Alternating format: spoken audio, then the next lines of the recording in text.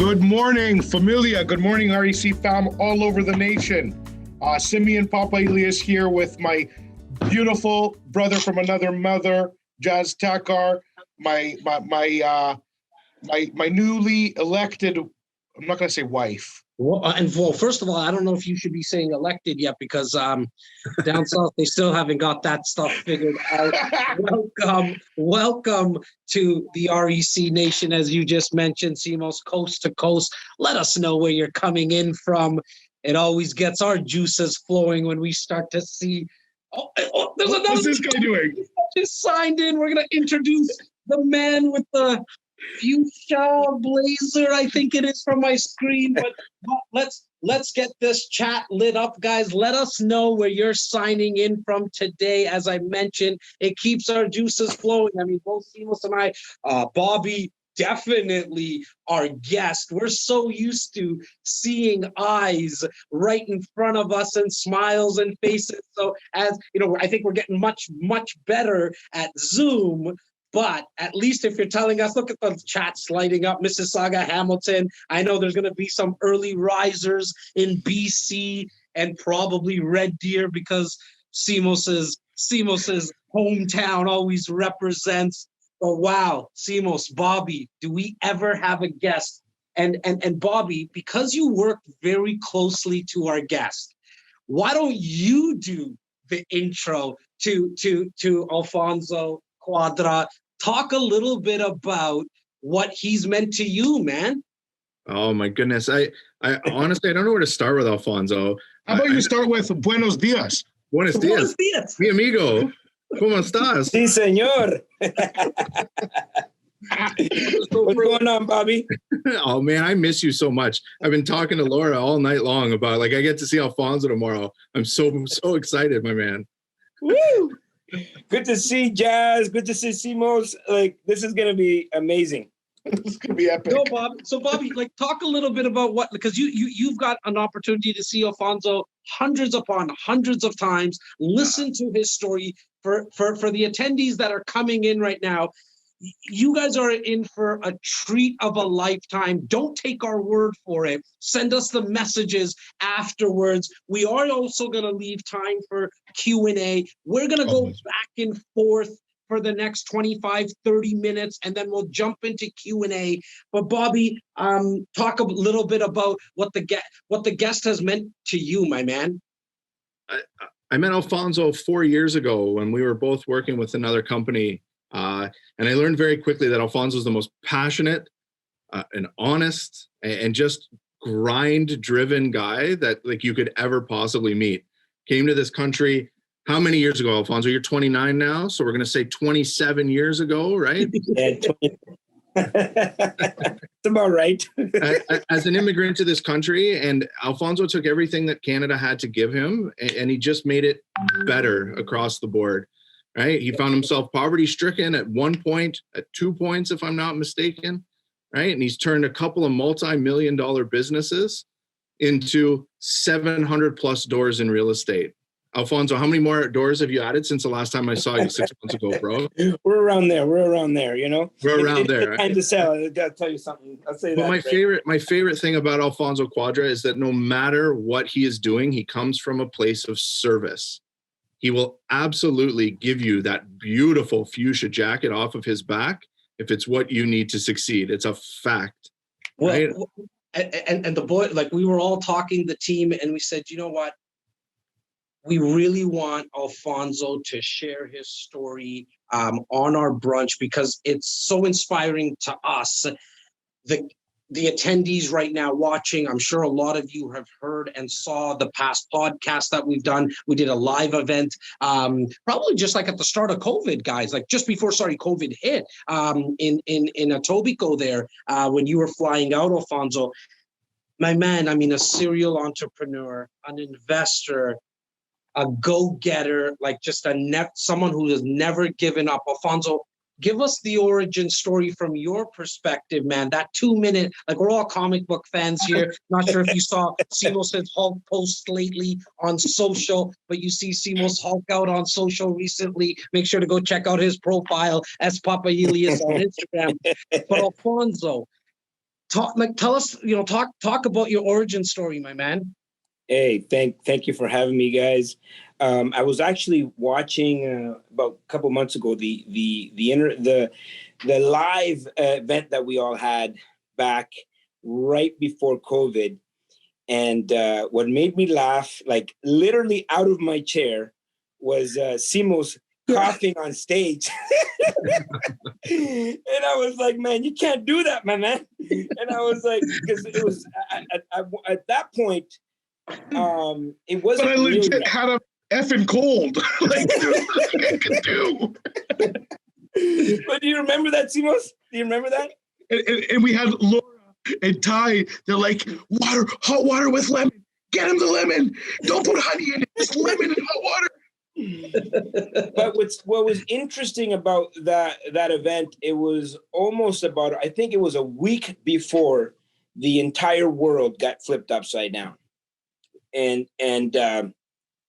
it was almost like we didn't know what was coming to us, because we were still very much lighthearted about it. We were making, and I remember right after that, I was actually either right after that or before that, I was in Cancun, drinking Coronas, and it's like, oh, we're drinking the antivirus or whatever. It was just, we were very lighthearted about it. We had no clue where we would be just a few weeks after, right? Like March 13th, everything changed. Now, Alfonso, and Bobby mentioned it earlier, like you literally took what Canada had to offer. When did you come to Canada? And talk a little bit about that story, man, because I know I know how tough it was, even just getting here. So I was going to get into the story, yeah. But I guess the story is about expansion, right? And, I was going to kind of illustrate like the expansion mode that I've been on since March 13th, where a lot, we have different types of people. We have people that were just kind of like went into hiding. There's people that were action takers, and there's people that just like, you know what, Netflix and chill. We'll see what's going to happen in 2021. And so I guess I fall in the camp of extreme action taker, expansion. And that's kind of been my life story, came here, immigrated from Latin America. I was actually in 2 wars, traveled and was in hiding at times from government regimes, all kinds of things, and ended up in Canada at 9 years old, and had trouble integrating into the school system. Well, mostly I never felt that the school system was for me, and it never excited me. There was never anything exciting there that I could learn. And I'm sure everybody has different views on that, but ended up getting so frustrated, dropping out of high school at 15, and just was, at a really low point in my life. And a lot of people have been there, including during these times. That was my darkest time. And I'll never forget it, to my lowest point, sleeping outside, homeless, panhandling for change. And so I definitely don't, I wouldn't judge anybody that's in a dark place right now. Absolutely. You lost your job, lost your business, your restaurant, your hotel, whatever it is. And so that was me at 15, imagine. And I guess looking back at 15, I had a lot of blame. Everybody else was responsible for my life, and I had no control. And I remember being upset at my government back home. Why did I end up here? Why am I here? Why did my parents, do this, or whatever excuses people have? And so I had a life-changing moment, and this came shortly after at 17 when I became a father. And that was a game changer for me. And there's something to be said about standing in your truth, like accepting responsibility for all that is wrong in your life. And I know there's a lot of things that are out of our control, right? Like I can't control the wars. I can't control the governments, but I can control the way I feel and the way I act. and what I do about it. And so at 17, I decided to take control over my life. And I said, no, I got to make this little girl proud of me. I went back to high school at 17. I started a business, and it ended up being really successful in that business from 17 to 21. At 21, that business was really, really successful all across the country. But the problem is I was still very much a consumer. Even though I knew how to make money, I didn't know how to manage money. I didn't know about wealth. I didn't know about these things. And so the last time what happened to me was a market correction. 9/11. It was a mini recession. Everything stopped. We were getting all our goods and services, like our goods from the US. The border was completely closed. Everybody stopped shopping. Everybody was pretty much in isolation, watching CNN. What happened with the Twin Towers and Gulf War and everything that came. It was about 6 months. Now, I know some people could have, they got out of that situation. But for me, it was a first correction in the market that I wasn't used to. And shortly after that, I almost lost everything and ended up almost filing for bankruptcy. So 21, millions of dollars, 24, negative $1 million.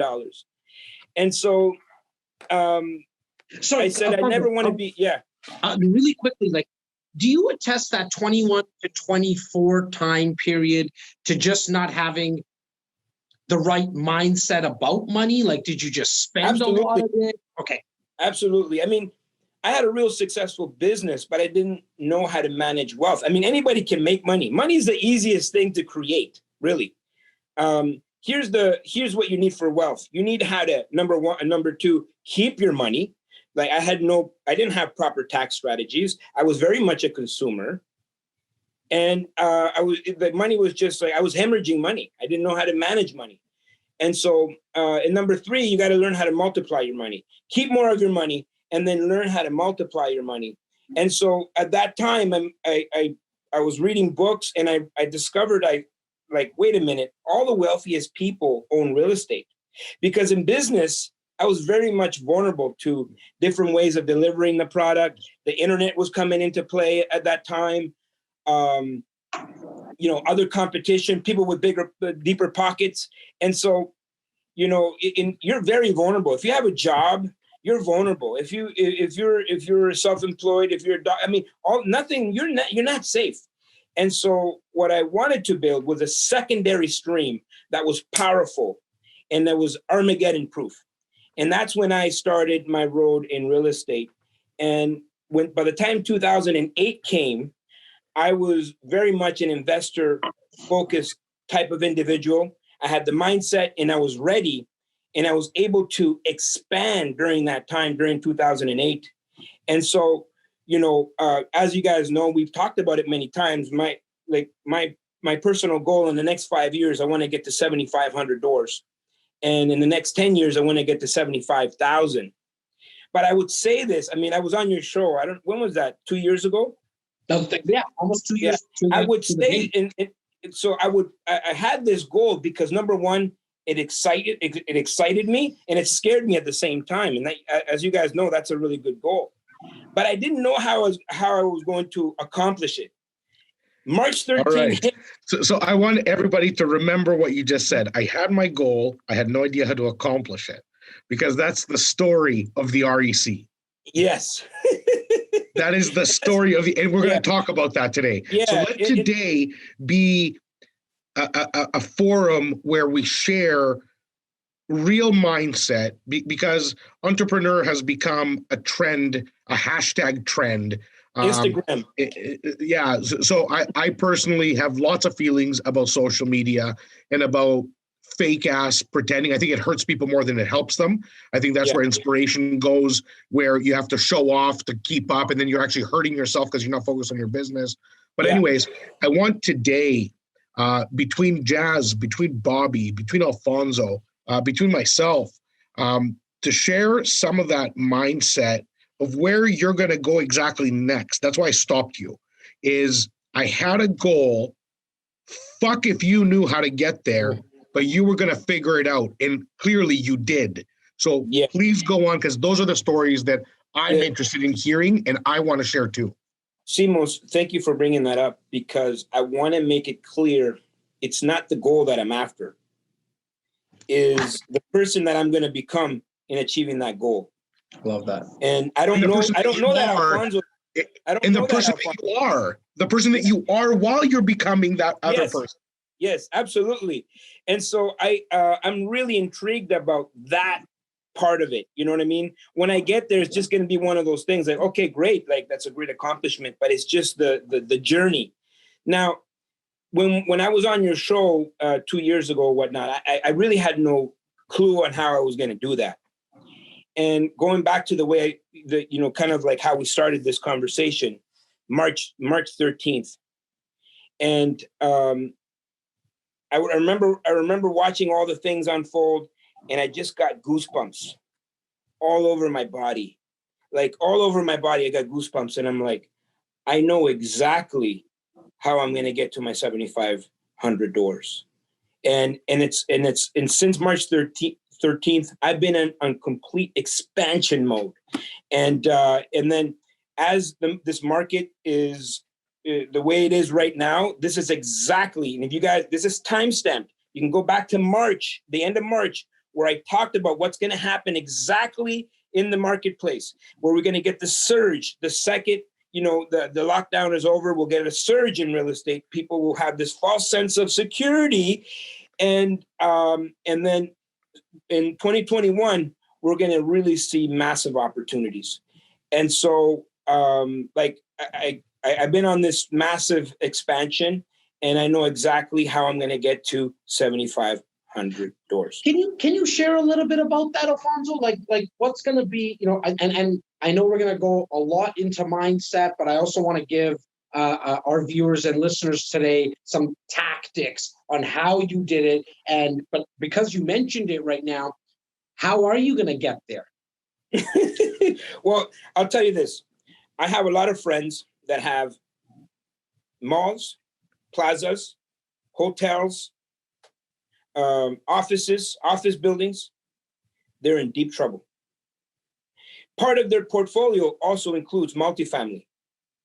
The only way they're going to survive is to sell off their multifamily in order to, put money together in order to make it to 2022. And so there's going to be massive opportunities in the marketplace if you can position yourself in a situation where you are in consistent contact with people with real estate. They will have to unload not all of their portfolio, but they'll have to unload either some or all, depending on the situation. Same thing in 2008. We weren't as affected in Canada, but the lending stopped. The money stopped flowing to multifamily. And so the only mortgages that were available were CMHC insured mortgages. And so this is 2008, going back to 2008. And so what I discovered was that their evaluation is different than how properties are evaluated in the marketplace. And so the sellers had no choice but to revert back to the way CMHC underwrites apartment buildings. And so this is a massive opportunity. I've been planning for this for my entire career. And so how am I going to go there? I've already lined up massive portfolios that are going to be liquidated in the next year. Look, I mean, I love the fact that you're catching on to the opportunity that real estate in some areas already, in some markets, micro markets, even in the Greater Toronto area where REC Canada focuses so much of our energy, has gone on sale, and how much it's going to still go on sale. I was talking to a client yesterday and I was saying, look, if Canada Goose said you can get a jacket now for 25% off at Sporting Life, people would run and line up. But when we talk about that real estate's going on sale, the consumer confidence around it. I feel like people start to put their hands in their pocket. They just like they don't fathom it. They don't understand it. Like, what's your thoughts on that? And that's kind of open to everyone. Well, I'll start with this. You're better off being ready for an opportunity and not getting the opportunity than getting the opportunity and not being ready. And so when I went out and I said, this is the goal that I want to achieve, I didn't start by pursuing the goal. I started by, creating the infrastructure that would be able to absorb this type of inventory.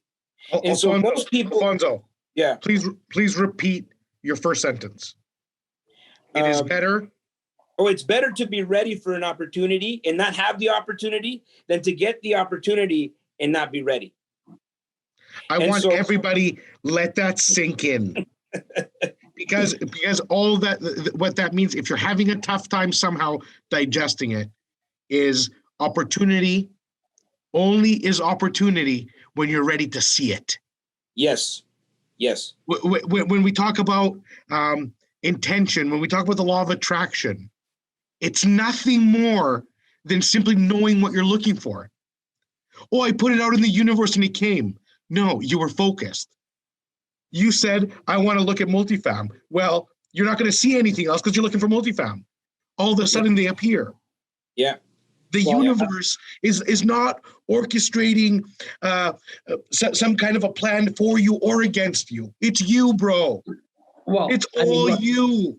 And this is not like, this is also backed by, let me phrase it like this. This is backed by science. There's a reticular activator in your brain that will, if you purchased a new car, you probably never saw that color of a car with the rims, the tinted windows before. It was always there.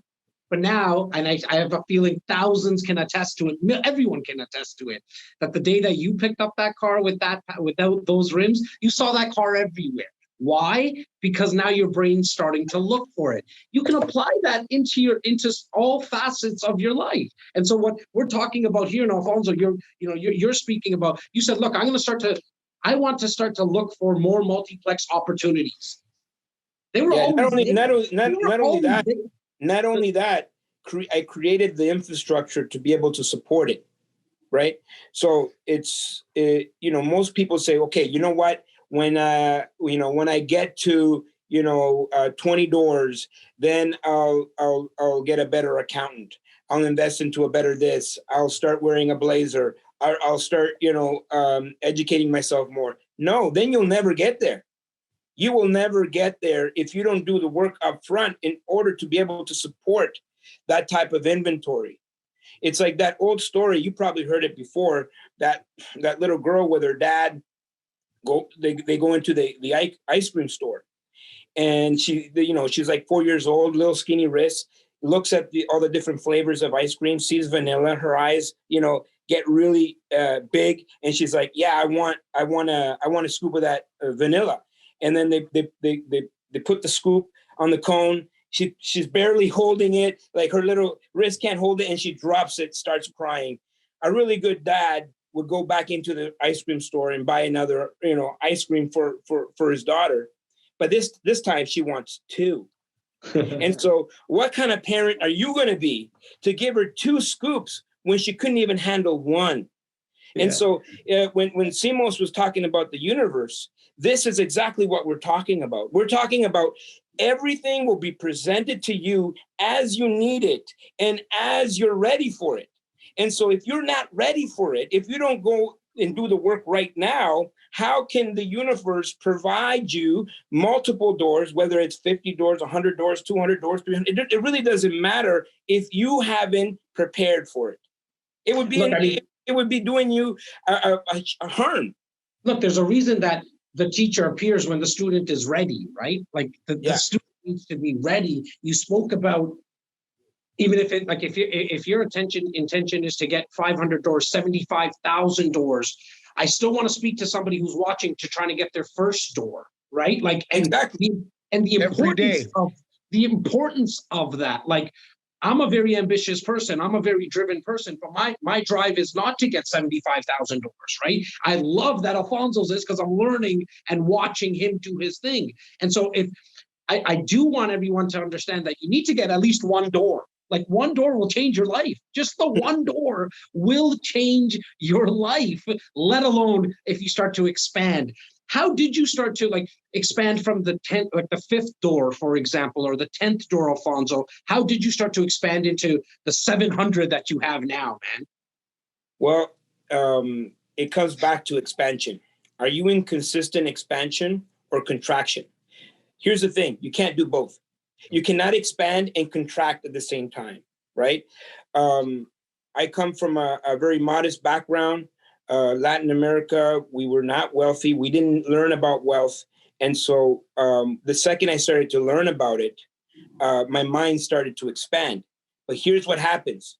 People people either are afraid of judgment, so they won't try. They won't declare it because people will say, oh, there's something wrong with declaring what you want, right? In the world today, it's like, people are so afraid of judgment, and that's what stops most of the people. And so for me, every time I have those feelings of contraction, and I get them all the time. Sometimes I have to wake up, keep focused on where you're going, right? It's okay to get into your poopy place. That's all right. We're not blaming anybody for feeling the way especially during these times. Just don't feel stay scared there for too long. Don't stay in the poopy place. It's not a matter of not getting into the poopy place. Everyone does. I don't care how inspiring someone is and motivating somebody. It's how fast can you get out of that poopy place is going to be the game changer. Game changer. Jas. What I realized when I got to I grew quickly. I went from one door to probably close to 50 within a very short amount of time. And what I realized is like, whoa, I can do this. And so what I started to do is I started to reach for people that were where I wanted to be. Because what I realized is everybody around me had the similar portfolio. And I said to myself, I can't listen to these people because this is what happens. When you get to the 5th door or the 10th door, you have a false sense of security. And now you start to conserve. You go into, protection mode. Like, I don't want to lose what I worked so hard for. And that will destroy your business. Now you'll get to, someone that has 5 doors and 10 doors can live a really good life. There's nothing wrong with that. But you have decided to conserve. You're in contraction now. If you're not growing, you're dying, right? And so you owe it to yourself. Every single person that is listening to this program right now, you owe it to yourself to see how far you can take this thing. And that's kind of the responsibility that I take on, where it's like, I'm not only doing this for myself, but I'm doing this for all the people around me that have put their belief in me and said, you know what, that guy, Alfonso, if he can do it, like I can do it too. And so I carry that responsibility every single day. I think, Alfonso, that's the big difference. And again, I'm gonna say this from the bottom of my heart. Entrepreneurship at this level is not for everyone. It's not for the faint of heart. It's not for the faint of heart. And I'll say, like, you put goosebumps on my arms just now because I identify with what you're saying so much. A lot of people have a lot to say about our work ethic and our passion. They can paint it in a negative light to say you're a workaholic or you're this or you're that. Like you were talking earlier about social media and how many people are happy for you versus how many people want to knock you down. And the truth of the matter is, it's a matter of self-knowledge, of knowing what you're actually going for and who you truly are. If you said right now that you don't have insecurities, I'd slap you in the mouth because you're lying. And you're the first person to admit it because it's true. When you're in your poopy place, your poopy place is nothing more but your own insecurities, about you questioning your path. What am I doing this for? Why am I doing this? Should I be on a goddamn beach right now? Why am I in a shithole northern Canadian village buying up a building with 70 units? For what? Everybody will at some point. Have you been following me, Simos? No, bro. No. I'm saying, like, I drove to Sudbury for 6 hours a few months ago. Yeah. It turned out for nothing, but it could have turned up for everything. But on my way up, my kids are calling on WhatsApp video call while my phone's in the cradle. And they're like, where are you? And I'm like, fuck, I'm in Northern Ontario right now. They're like, why? And I'm like, it's a good question. So it's okay to question yourself. It's okay Absolutely. to look at this whole thing from any light you want, but know that it doesn't have to be for you. It can be for you. And I think when Alfonso says you owe it to yourself to push whatever that envelope that you personally do, it doesn't have to be real estate. If you were to replace Alfonso's word with toothpicks or a coffee, push. Have a purposeful life. Yeah. I mean, it's fulfilling. It is amazing. It is fun. It's a journey. You were saying, I don't give two shits about the goal. I want to see what I look like. Where's my head going to be? Because you know that growth changes you. Absolutely. You're not the same man you were 10 years. So when somebody says you've changed, the answer is, thanks for fucking noticing. I have changed. I have learned a lot. I have been hurt a lot. I have been disappointed a lot. I have failed a lot. Sure, we have a tendency to share the W's more than the losses, but you ain't getting no W without 3 losses before it. You just ain't. And I have a lot of L's. A lot. And if you don't, you're one of those lucky dozen on the planet since the beginning of time, like Mike Tyson, like Tiger Woods, like all these people who are just naturally the best on the planet. The rest of us aren't, bro. They're just, rest of us aren't. Not to say that they didn't work hard. Of course, they're the hardest workers on the planet. But I'm just saying, you have to lose. You will lose.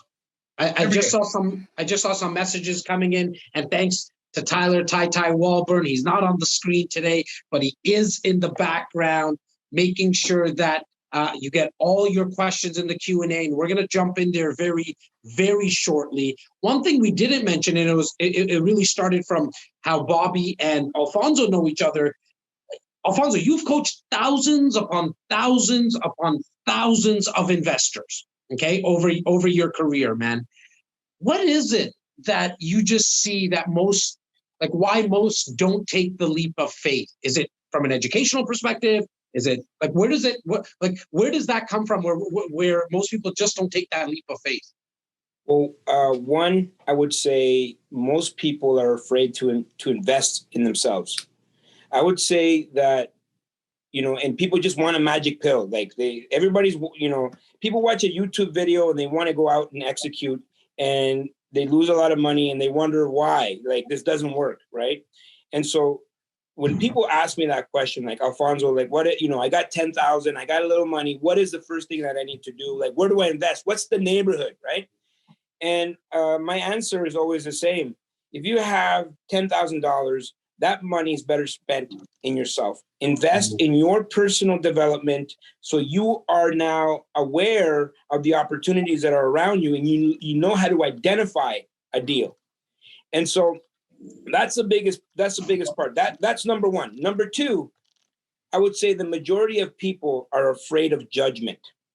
And they're so afraid of judgment, they don't declare to the world what they want, so they can't attract any of the things to the world to them.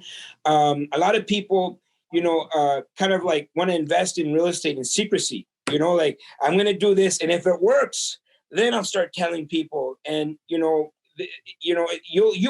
will achieve some sort of success if you want to do it in secrecy, but real estate, if you're going to do it on a big level, or you're going to grow and you want to work with other people, joint ventures, You have to be out there. You have to be part of the community. You can't just show up one day and say, hey, guys, I got a deal. I need money. Who are you? Right? And so most people have this false sense of like what it really takes to be an investor. Number one, you have to really pour into yourself, not be afraid of judgment, and be always uncomfortable.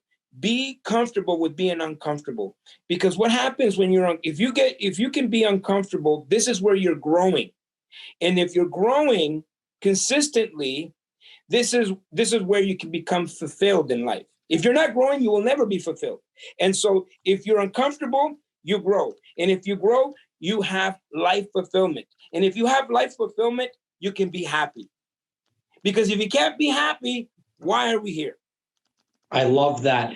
Bobby, to you, my man, what got you into real estate? I don't think a lot of people, like, they've been seeing your face with a beard, without a beard, and you're going back and forth. I'm trying to compete with you a little right now, but I love your salt and pepper look. I'm not there yet. And I say that as a huge compliment to you, brother. But not a lot of people know kind of your story, like why you got into real estate, Bobby. Like what attracted you to real estate, and now what has it afforded you as of like right now? I mean, thanks for asking.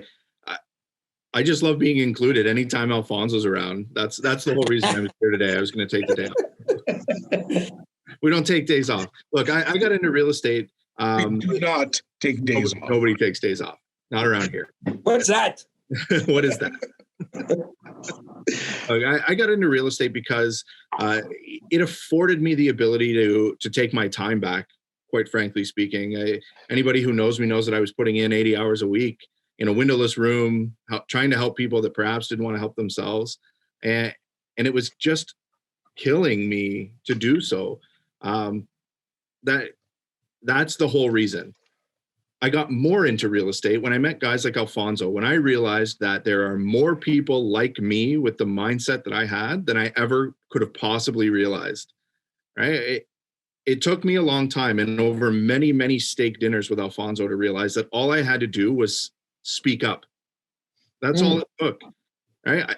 I realized that I was putting myself into the path of opportunity, and perhaps I didn't know where I was going all of the time, but that somebody that I was around would know. And that's what I love so much about being with the REC, being around people like Alfonso, right?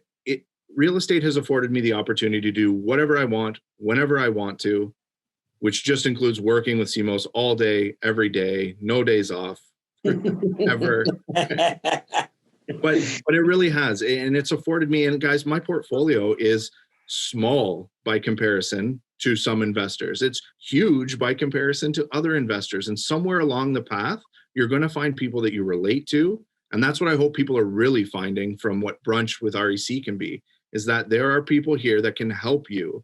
There are people here that are just going to say out loud, you're doing it right and you're doing it wrong and you're doing it. And that's the real point. And I'm gonna do a quick reminder, because you said something important. Your portfolio is small to some.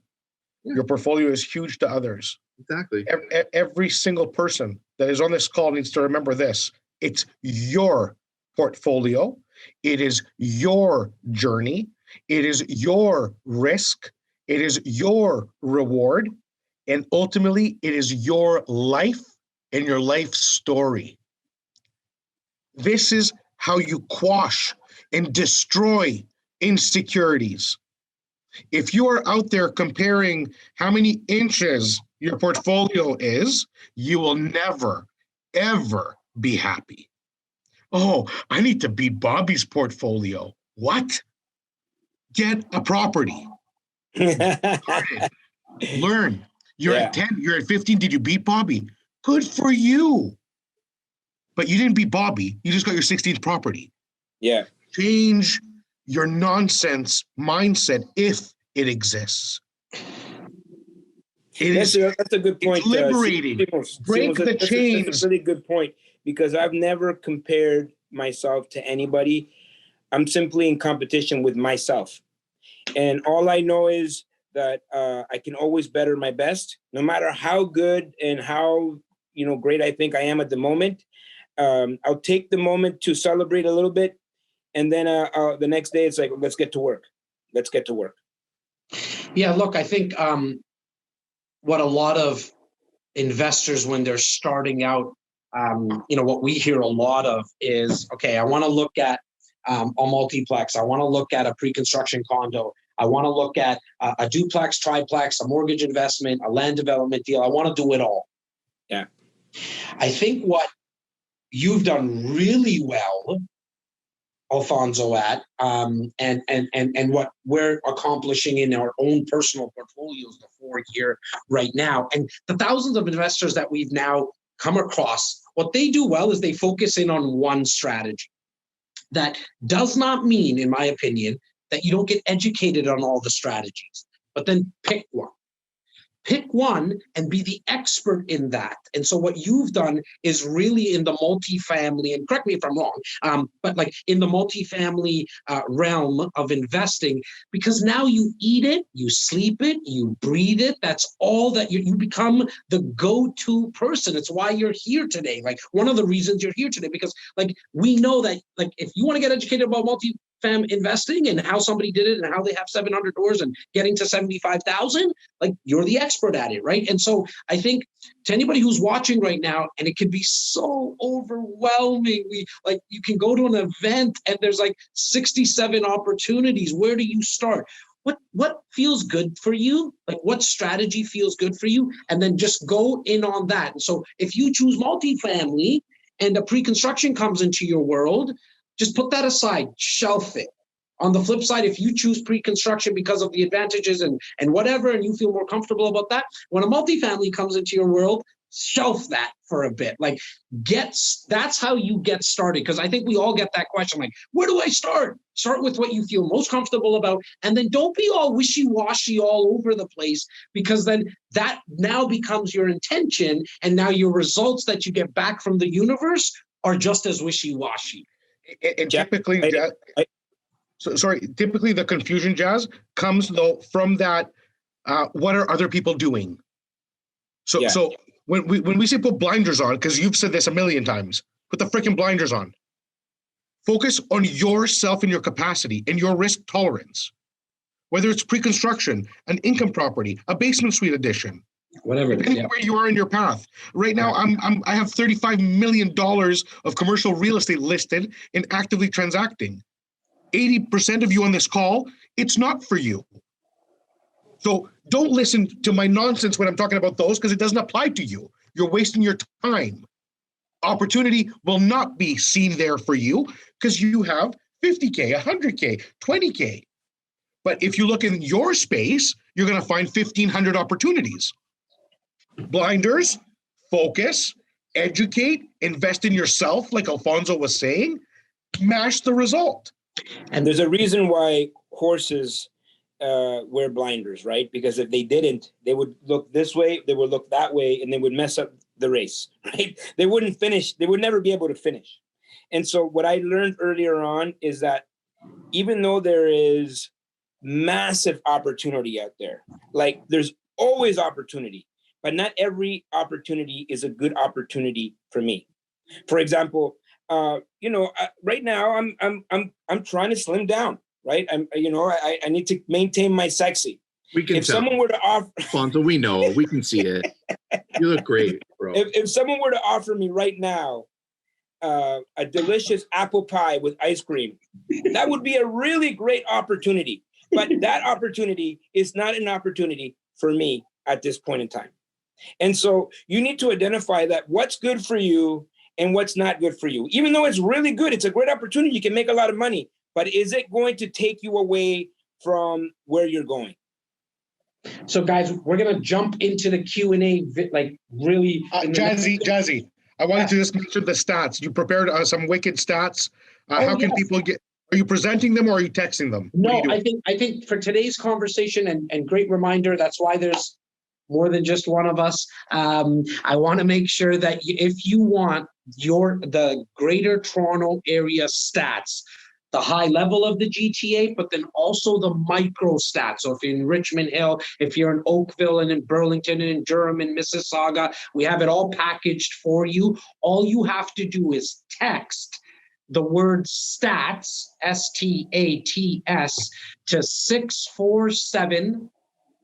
647-372-0126. Text the word stats to 647-372-0126. We're going to jump into the Q&A, but just before we do that, as we were talking about putting out intentions, and we do it very naturally on a daily basis by ourselves and with our network. I think it's for all the viewers right now, start putting out in the chat group right now your intention for 2021. Yeah, buddy. I want you to put it out there. It starts like this, guys. It just actually starts like this. Put it out to the world right now, because somebody who's watching in Vancouver might just be like, oh my God, that was my intention as well. Let's connect. And then we'll get you guys connected. Don't worry about the logistics. Like what Alfonso said earlier, he didn't know how. Simos overlaid that with, that's what REC is. Like, here's the thing. You never really need to know the how. The how will always appear. The two most important parts is what do you want and why do you want it? Because when things get tough, it's the why that's going to get you through it. The what is going to be the intention. Put it out in the world right now into the chat. What is your intention? I'll get started right now. Alfonso, I'm not going to correct you because I think your intention is 75,000. Jazzy, what was Simon? Let's do a throwback to one of our greatest mentors, our late partner, Simon, used to talk about the bus. Get on the bus. Yes. So you will find your seat. So get on the goddamn bus. They're coming through already, currently getting a license in real estate in Durham. Well, you've got a couple of good, handsome-looking gentlemen. I'm talking about myself and Simos, this one, Bobby and Alfonso, that run an organization in real estate. I think it was Rias. If I mispronounce your name, I apologize. You're getting your license. Once you get your license, come on over, give us a call. We'll get you connected with the rest of our organization. You'll be talking with Bobby Puim. I'll put out my intention first. My intention, I have two boys, a 7-year-old and an almost 5-year-old in 2 days. My intention from the start was to get them 10 properties each.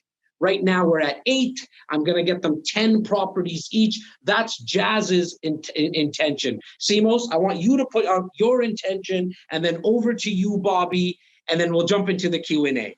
My intention right now at this point of my life is 100% surrounding my health and prioritizing my mental game and upping my mental game. So I'm doing... I work 12 to 14 hours a day every day. But at nighttime, I spend time that 2-3 hour window with the kids, and then I go either back to work or I self-educate. And I'm attending a lot of webinars.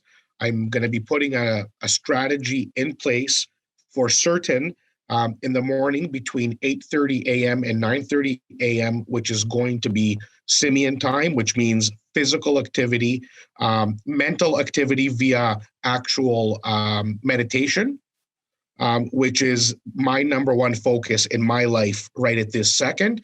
And my business is always my intention. So I have multiple businesses. My businesses are always in my intentions, but right now it's Simos focus time. So it's my health that's coming first. So awesome.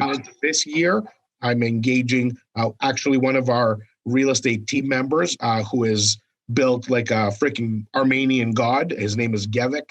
And we also have a Persian god, Cheyenne, who are models in fitness, legit. And they're going to be helping me out in actually attaining some of my goals, which is weight loss and fitness upgrades. So I want to be back on it. I love it. Bobby, before you put out your intention, the chat's lighting up, guys. Keep this going. You're putting it out. You don't know. You're going to look back in 2021, some beautiful day in August, and say, that day, a beautiful day in Toronto in November, whatever the date is today, I put it out to the world, and now it's starting to happen. Just to add to that, guys, you just heard Simos' intention. So now let's try to help him and hold him accountable. That's what networks do. That's what communities We're going to help him out. So if you see a story on his Instagram for 4 days in a row, eating a double scoop ice cream and a burger and a pizza and all that stuff, you And it's DM him possible. right away. You DM him and say, Simos, you're allowed to have a cheat meal. We'll even give you a cheat day. You're not getting away with 5 days of burgers, pizzas, and beers. So that's how this works, guys. We live it, we breathe it, we sleep it. We want you to be part of it. Bobby, Mr. Puim. So thankfully, Simos has got tiny little wrists. He can't hold more than one scoop. So he'll be fine. It's going to work, right? Look, my intention, and Alfonso, I hate to break this one to you, my man, in this forum. I was going to call you soon, but Laura and I got engaged. Did you know this? Woo! Yeah. Congratulations. Thank you. Right? Some of our goals have changed because of that, right? We want to start to back Laura out, and my intention is to make sure that our real estate can do that. We've got a goal set, 10 more properties. I love the multifam game, right? I keep it in a wheelhouse that I know that I'm comfortable with consistent growth in. And that's exactly what we're focusing on all the time, all day, every day. So that when we decide we want to start a family, because I'm not as old as I look, but I'm creeping up on Simos pretty quickly there. We want to make sure that we have everything that we need to continue to grow so that each one of my then kids in the future can have a portfolio of their own, and generational wealth is the actual goal. That's what I'm talking about. Yes, sir. Alfonso, congratulations to you, Bobby, as well. Alfonso, before we jump into Q&A, we want, and I'm sure the viewers and listeners want to hear you actually declare and decide. And guys, I love that word decide because it means you're cutting off everything else. Think about the root of that word. It comes from the family of suicides, genocides, homicides. That means that you cut off all other options. You're deciding, you're making the decision, and you're declaring. You declare your intentions to the world now, Alfonso. So I don't want people to forget about 2020. We still got some 2020 left. Okay, so don't be setting your 2021 goals and saying, "Oh, I'm going to wait till December 31st to get started." No. Whatever it is that you declared. Alfonso, we were talking about horses with blinders. Something that I've always said is that the real thoroughbreds, they come in at the end, right around that last bend. And that's exactly where we are in November right now. So I totally agree with you, my man. You got 2 amazing months. And what I love about December, I love December. I love December because all the buyers are sleeping. This is your time to creep in and get yourself a deal, right? So from now till next year, what I'm looking for, here's the key word: cash flowing, profitable, 1,000 more doors. At least between 5 to 6% cash on cash return, right? Because you can set the wrong intention, like the guy that was the car sales guy that wished he was selling imports and woke up one day in China selling Ford products, selling Ford cars. You can send that, you can create an intention and you might just get that, but maybe not the way you thought you would get it. So the detail is very, very important, right? So I want I want 1,000 more doors, and they need to be cash flowing doors between 5 to 6. Well, I would say 5 and up. 5 awesome. And up, cash on cash. So if you have not put out your intention into the chat right now, I really want you to ask yourself, why not? Are you being insecure? Are you being scared just to put it out there? Are you not wanting? Are you afraid of judgment? Are you afraid of judgment? What is it? You look at yourself in the mirror and ask yourself that question right now. Why haven't you put out your intention? We're having a lot of fun with this, but this is real, guys. Put out the intention now. Bobby, should we bring in Tai right now and get him to throw some questions to Alfonso? Alfonso, can we still borrow you for another 15 minutes of your time? Yeah, let's do it. I'm good to go. Awesome, brother. Tai, come on in, brother. Throw the questions at Alfonso, myself, Simos, Bobby, wherever they're directed. But we want to see your face, my man. Guys. Where are you, Tai? What's up? Hello. Where are you? There you are. Oh. Alfonso, you're amazing, man. This has been a great brunch so far. Appreciate that, Tyler. Great to meet you. All right, let's start this off. This one's for Alfonso from Tina. Hi, Alfonso. Thanks for sharing your story. Just a little more info, please, on how you went from 5 doors, I would assume, to 50 doors in a short time. Did you use OPM? Yeah, I absolutely used OPM. I learned earlier on that I needed to reach out to people that knew what they were doing. If I was going to do this on my own, I probably would not have started. At the very beginning, when we used to read newspapers, I used to read the classified sections, and I noticed that ads from multiple different people, selling real estate or looking for investors in the classified section, and I saw that a lot of these ads were from the same person, and so I reached out to that person and I said, "Hey, you want to have a cup of coffee?" And then we sat down. We had some coffee. I said, "I want to do what you're doing," and he said, "Well, I don't have time to teach anybody." And I said, "I'll pay you to do it." And he ended up helping me out and showing me a specific strategy. That strategy was some people call it the BRRRR, some people call it flip to yourself, refi flip. It's irrelevant. I didn't even know it. I didn't even have a name for it. It was just like, when I was going through that first refi and I bought a property and I have money in my hand, I still did not understand how that worked, but I didn't question it. I went back to my mentor and I said, "Now what?" He said, "Well, just do it again." And I just continued the same rinse and repeat, and I never looked back. Love it. Awesome. So the next question is from Lisa. Can Alfonso please elaborate on how he's preparing? Ooh, good. Great question. What do you need to have a really great company, right? You need good people. You need a good product or service. And you need a process, systems. Most people forget about the system part. Most people do not invest into proper systems, and sometimes those systems, like me, have to come with other humans because I don't know how to operate systems, sophisticated softwares that manage property and, QuickBooks and the accounting. And so that will be paralyzing for a lot of people when they get to the end of the year. They have like maybe 3 or 4 properties and there's stacks of paper like this.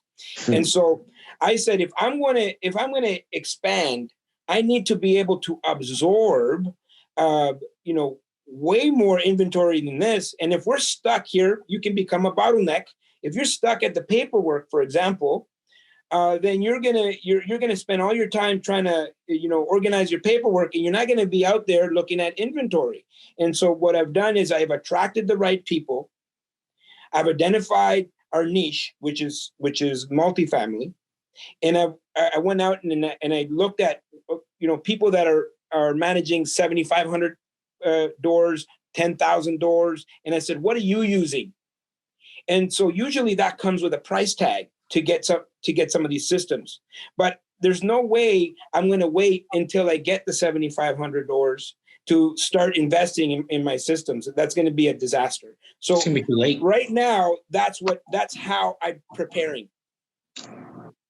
I'm pretty sure you're hearing our Monday morning meetings, because that's like literally what we're talking about right now. So. Well, I don't think it's a coincidence that because success, one of the best sayings of all time is that success leaves clues. Yes. And if you don't watch film, so if you're going to be going to the Super Bowl and you haven't watched film, you're not winning that Super Bowl. If you want to start a business or to be a real estate agent, just let's keep this simple, and you don't have a CRM to log your conversations and make sure that you have accurate descriptions and in a plan forward, you're not going to succeed. So the basic and fundamentals of anything you do, 1,000 doors, 500,000 doors, success in your business, whether you sell ice cream or whatever it is you do, success leaves clues. If you're in the ice cream business, call Nestle. Figure out what they did. Call Haagen-Dazs. Call somebody. Guys, They're we're gonna gonna be answer the eating a phone. lot of ice cream after this because I've heard ice cream 62 times on this brunch right now. And it's a beautiful day out there. I'm just saying. Yeah, so what Simos is saying is absolutely true. Success does leave clues, and a lot of people starting out, they want to. It's called the 6 hat syndrome. They want to do all the roles. They want to manage. They want to, look for properties. They want to do the accounting. They want to be the cleanup guy. They want to be the renovation guy. And so what happens is you end up spinning your wheels, and you don't get ahead. You will get some done, but you will never be able to grow as fast as you want. Now, for me, luckily, I'm not skilled in these areas. So I really look for professionals. I look for people that are skilled. I attract them. And this is what I always tell people. Success is simply all about finding the people that play at the things that you have to work hard at. And so if you have a hard time with numbers, why are you playing with numbers? There's somebody else that loves numbers.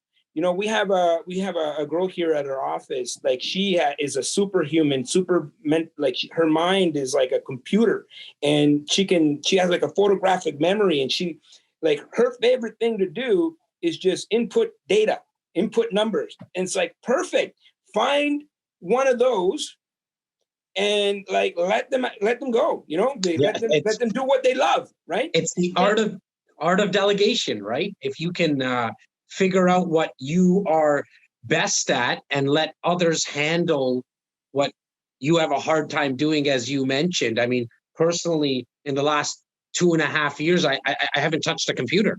I actually forgot now how to really use a laptop or even a computer because I wasn't good at it. I still type like this if I have to. You know what I mean? But I'm a lot more not only efficient, but I'm a lot more effective now because I have everything I need to do on a phone. It's a lot more of this stuff that I feel a lot more comfortable. It's really my passion. And so I love what you talked about there. Like, find the people. Like, there is people who love data entry. There's people who love just making phone calls all day. I mean, Tyler is a great example of that. Tyler came into our world wanting to be an actual real estate agent, going out, showing properties. And 2.5 years in, he looked at us and he said, there's no way I want my life to look like Jas's or Simos's. No way. You know what I would love to do? Yes, Joe, Tyler does rock. Guys, what I would love to do? I would love to have a setting where I'm 9 to 5, 9 to 10 to 6, whatever it is, where I can just speak to people, call people. He likes to speak to the Joes and the Arts and the Tinas of the world and just have a conversation, see if they need anything. And because that intention that he put out, we reverse engineered that role for him, right? And so for whatever you're not good at, find someone that will, because to Alfonso's point, you'll be able to expand a lot quicker. I just really like talking. So me being able to speak with people every single day is perfect. Tyler, just as an FYI, I was speaking to Paul and Isabella Grabowski yesterday. Yeah. We had a little check-in, and they stopped the conversation, and they said, I want to say this. Obviously, you already know this. They go to me, but to come out of my mouth, Tyler is our favorite member of your team. And I was Thank you, guys. Whatever that's supposed to mean to me at this point. I was like, do you want to talk to Tyler, maybe? Tyler spends a lot of time with me. That's Tyler telling Paul to say that, because then... Yeah, it's like, make sure to say good things about me, Paul and Isabella, to Simeon. No, they did. They wouldn't stop telling me how amazing you are. So not to get your head any bigger. Tyler, what do you think about Ottawa? I like Ottawa. Honestly, I like Ottawa. I've been once in the winter. It was really nice. Come up here, man. Bobby, get this guy. I'll take the via there. I'm gonna kick him off. Bye, Alfonso. See ya. It's okay. Ty, throw the other questions at us. Okay, so next question is from Carrie Ann. And by the way, Tina, thanks so much. You guys all have a Tyler in your life. Literally, call me, text me, and I will help you out. So just, you have me in your life, just use me. So the next one from Carrie Ann, you just did my first real estate purchase of a pre-construction. Wondering what would be a good next step purchase. Considering the blinders and focusing on one area, should I continue in pre-construction or in turn, maybe potentially diversify and look at another option? The question is for who? Well, you know what? I think maybe we can all whoever, open discussion. Okay. I personally know Carrie Ann. Yeah, I would say it depends on your goals and your time availability, right? Pre-construction is a really great investment. You know, it's very passive. And if you are busy pursuing, you know, and your career and that brings you fulfillment, this just becomes another stream. Like, you know, it's very passive. And as long as you are engaging with people like Simos and Jas and Bobby and Tyler, they're going to guide you in the right way.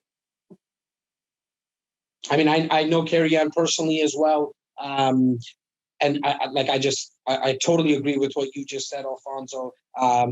Pre-construction, I think in her life is one of the best strategies because she wants to pursue her career. And with the fact that with a pre-construction investment strategy, you're able to put that down payment down over a 4-year period, on top of the fact that you don't need to get a mortgage until closing, it gives you flexibility, right?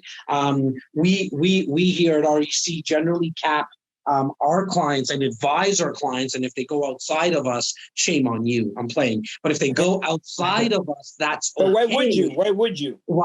But I like we cap generally everyone off at 3 that are not closed and built yet, right? Because you don't want to have too much in the future bucket, and so we kind of cap people at 3. Yeah. For me, guys, it would be a pre-construction condo. Yes, as a strategy, is future facing, but at the end of the day, it's going to be an income property, a single door income property. If you are in the future market, if you've made a pre-con purchase and you've invested in the future of our city or any city for that matter, you do need to consider if you're staking within that buy and hold strategy, which is pre-construction, you need to make sure that you're aligned with either your business goals, as Alfonso mentioned, meaning that you may want to stick with one more until you reach your business goals, or get into the current income property game, which really protects you from ups and downs. So it actually supports your income and does everything else. So just stick within the parameters of your real business goals.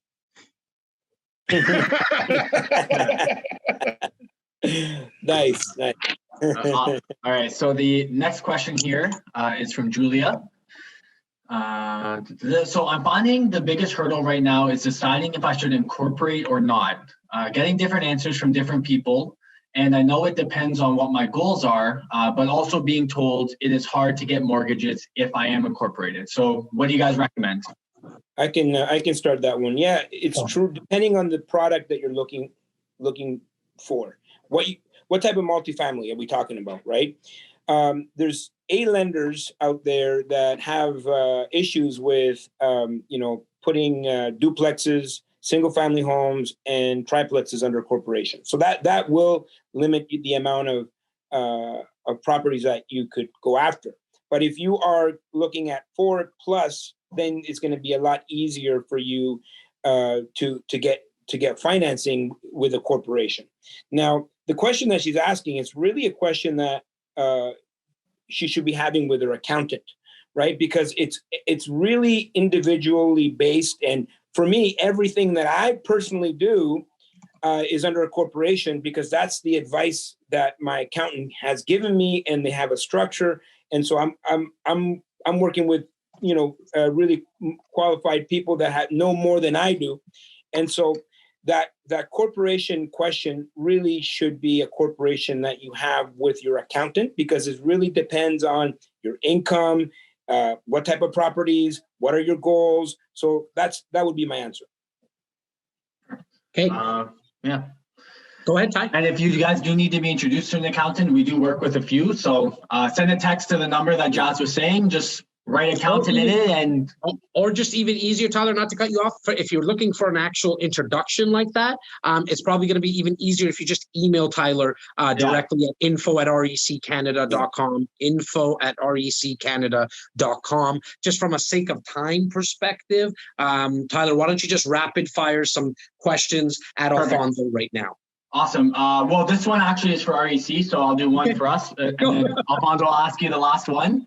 Does REC help if I'm looking for pre-construction outside of the projects we promote? So I would assume they're asking if it's outside the GTA.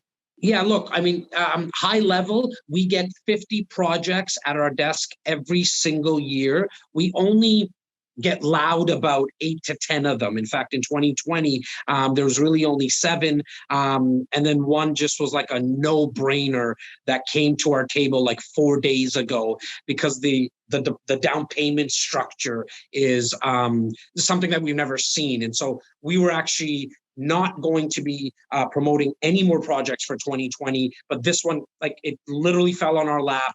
We've known the developer for a very long time, and so now we have to kind of, like, it was just like, okay, it's 5% now, and then no payments until like a year from now or something. And so not that this brunch is about launching anything. So if you want information on that, just send an email to info@reccanada.com, and Tyler will make sure you get all the info for that project. Outside of the 8 to 10, we can get you, if there's a pre-construction condo project in Timbuktu, Saskatchewan, or in Ottawa, or in Red Deer, Alberta, that you're looking at, just send the information to us. It's not something that we're going to be working with the developer on, because we focus in on the greater Toronto area. That's our wheelhouse.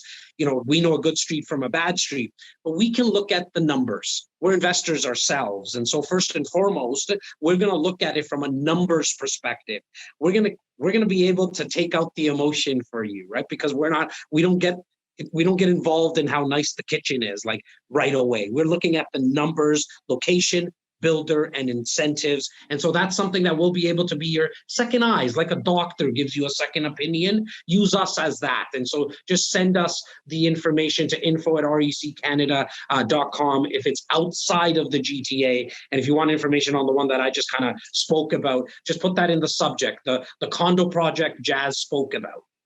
Yeah, for a little bit of context before we move on, it's a big part of what I do here at the REC is to take a look at any opportunity that comes across the table, right? And then we push forward the ones that we truly believe are great.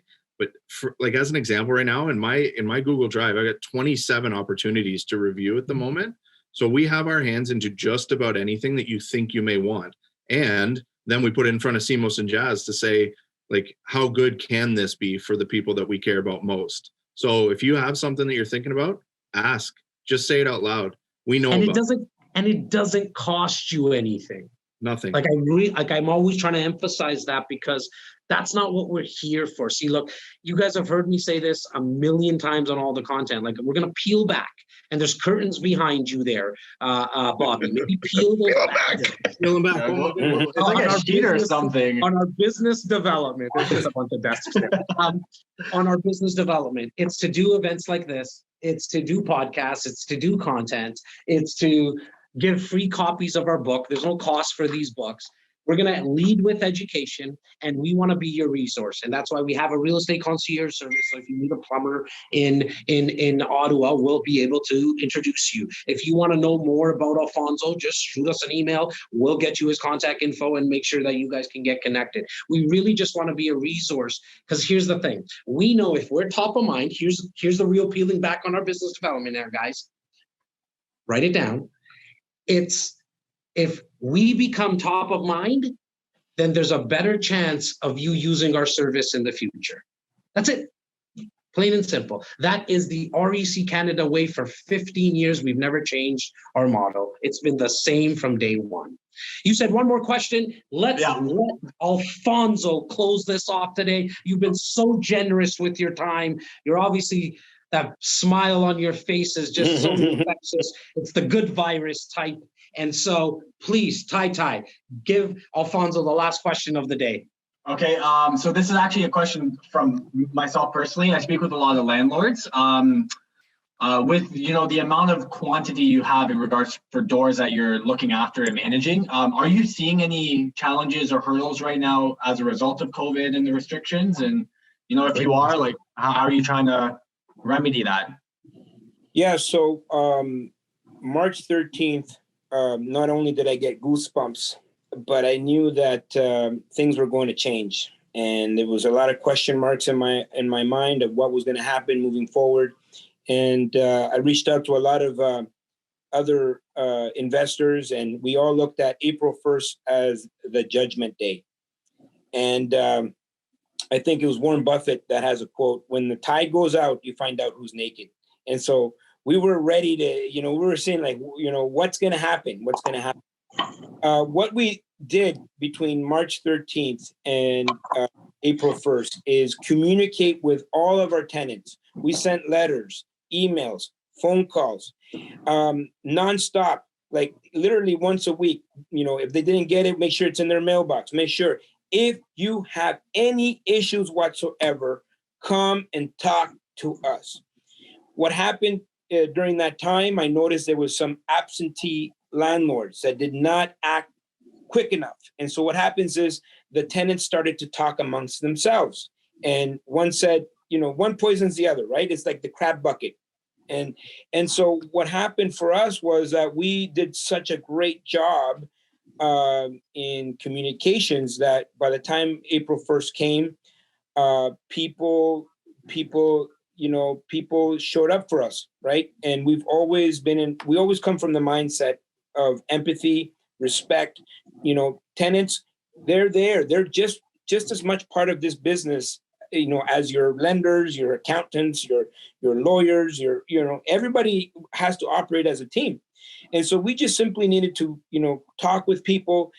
We stayed on the phone with people. They were on hold with EI. If you remember back in March, we didn't know what was going to happen. No one knew about CERB. We didn't know that was going to be a thing. And so the only thing you had was EI. And I had one guy that, said, "Oh, I was on hold with EI for 8 hours." And I said, "Okay." So he's like, "Well, like, I couldn't stay on the phone that long." I said, "So what else are you doing?" He's like, "Well, nothing." And I said, "Well, your job is to be on EI until you get an answer, right?" This is, he's like, "Okay, I'll do it tomorrow." You know what I mean? But, as funny as that sounds, some people were lost. They didn't know where to apply. And so most people don't act quick enough to be able to take advantage of the services and the programs that are out there because they simply just don't know. And so you have to help and guide these people. And this is the program. This is the link. Did you apply? Did you apply? Did you apply? And so when April came, we were, like something like 95% collected. And the people that did have problems, we're going to have problems anyways. We knew they were having problems before COVID. So that just, we know that there's going to be certain people that are going to have issues. And so in hindsight, if I could give anybody advice moving forward, and I'm going to use this as case studies when I teach property management, is just simply like the communication, the empathy that you can have with people will pay dividends when, by the way, people don't have to pay your rent, right? By law, they do. But if they don't pay rent, what are you going to do, right? And so it's the track record that you build with these people, the empathy and the kindness that will pay back in the end. The little, that little gift at Christmas, the little, those things, they will pay off dividends in the end. Great. Well, I think you're using the word empathy. And if anybody doesn't understand how that word relates to customer service, the word empathy is the most important word for any approach, and not just in business, in life. When you go into business with empathy, you're actually ensuring that all sides win. Not everybody has to win the same. Not everybody has to lose the same. But empathy means you care about the other side. If you're a landlord and you have empathy for your tenant, you're not doing them a favor. You're empathetic to their needs. They're human beings. You stand on one side, they stand on the other, but you help each other to coexist and live and be the housing provider you always dreamt to be. Empathy. Important. Yes, sir.